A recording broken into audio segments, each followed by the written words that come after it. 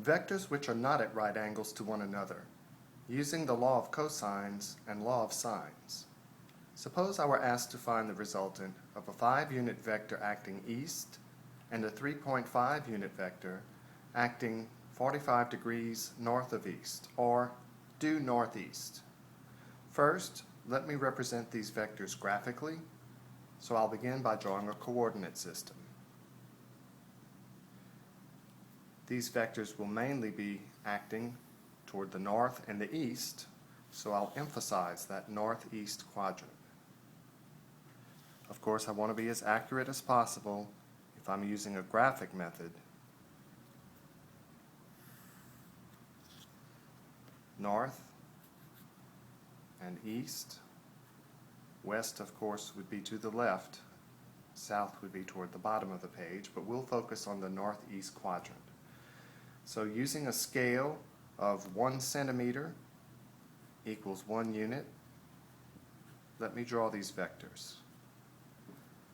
5-unit vector acting due east.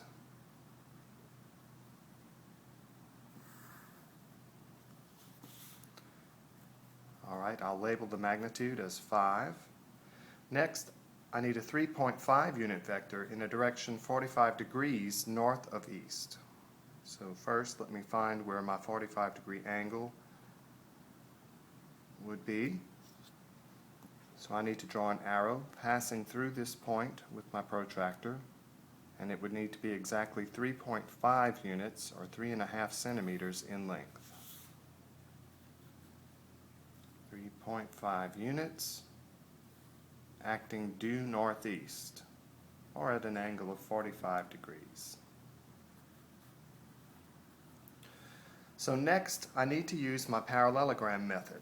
I'll take this second vector and move it, keeping it parallel to its original direction and placing it head to tail at the end of the other vector. So again, well, I could either reproduce my vector here, or it actually might be easier for me to draw another 5-unit vector that's acting due east.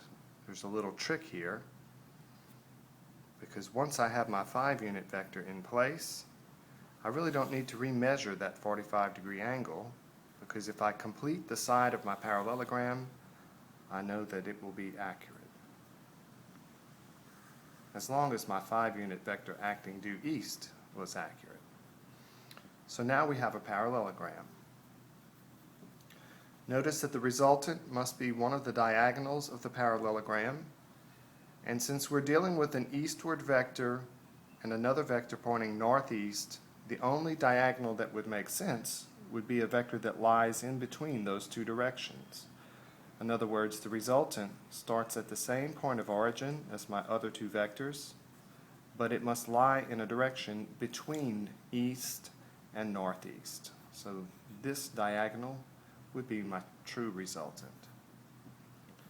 Notice that this is not a right triangle, so I'm going to use the law of cosines and the law of sines. Label the side that you're looking for, which is our resultant, as little c. This is similar to many problems where Pythagorean theorem is used to find the hypotenuse. Only in this case we'll be using law of cosines. If our resultant is side c, then the angle across from it must be angle c. And now it doesn't matter which I label A or B. I'm going to focus on the lower of these two triangles. So the lower triangle is right here. And the reason for doing so is that when I find direction of my resultant, then ultimately I'll be looking to find out how many degrees it lies north of east.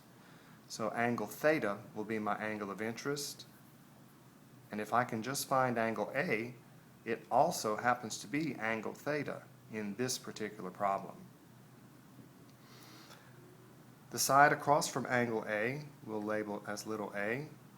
The side across from angle B we'll label as little b. And now substitute into the law of cosines.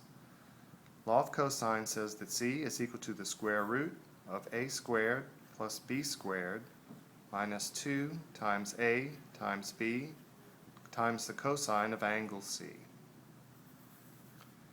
We already know side A and side B. If only we could figure out the measure of angle C here, we would have everything we need to use this formula. Recall what you know about basic geometry. If the angle between the east-west line and my 3.5 unit vector is a 45-degree angle, and if I have a parallel vector over here on the right, then I have two parallel lines cut by a transversal, so therefore this angle must also be 45 degrees. In a complete line, there are 180 degrees. So by subtraction, 180 minus 45 gives us angle C. It must be a 135-degree angle. So now we have everything we need to use the equation. Substituting, I get C is equal to the square root of 3.5 squared plus 5 squared minus 2 times 3.5 times 5 times the cosine of 135 degrees.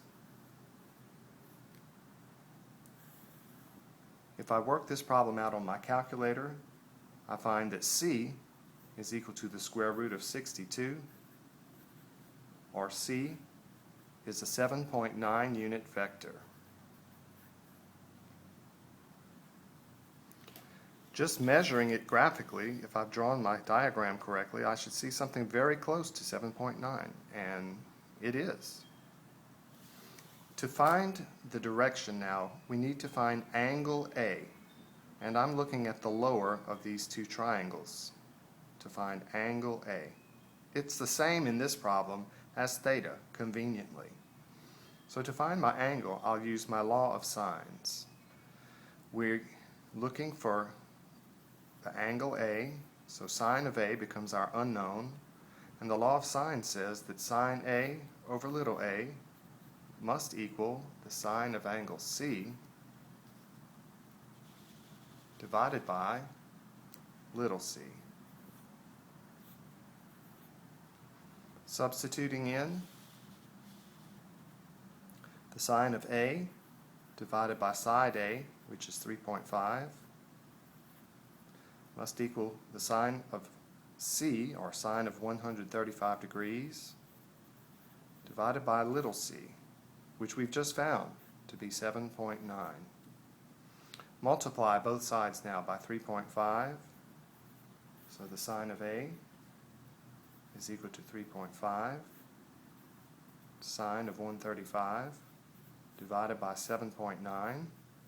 If I simplify the math now on my calculator, I would find that the sine of A must equal 0.3133. So taking the inverse sine of that number will tell me my angle, or arc sine, 0.3133. Angle A turns out to be an 18.3 degree angle. If I measure with my protractor, I should also see it to be an angle of almost 18 or 19 degrees, and it is. So my graphic methods are fairly accurate, but they're limited by the accuracy of my drawing. If we use pure math, our results they're better. Pause the video now, and I would like for you to try a practice problem in the book. It's sample problem 3C on page 95. However, I would like you to substitute a value of 27 kilometers for the first displacement instead of 25.5 kilometers and see what you get. Pause the video, see if you can solve the problem, then press play again and check your answer. Here's the solution. You can also find this solution by checking on Blackboard to Selected Homework Solutions. The final answer was 45 kilometers, 29 degrees north of east.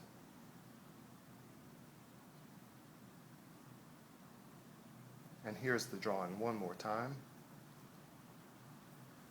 You'll notice here that I didn't use a complete parallelogram, and that's because when I draw the displacement vectors, it makes sense that the hiker's final displacement would be a vector that begins at her starting point because it describes distance from the point of origin. And the two displacement vectors have been drawn in added head to tail. So therefore, the result must be a single vector starting at the tail of the first vector and ending at the head of the second vector.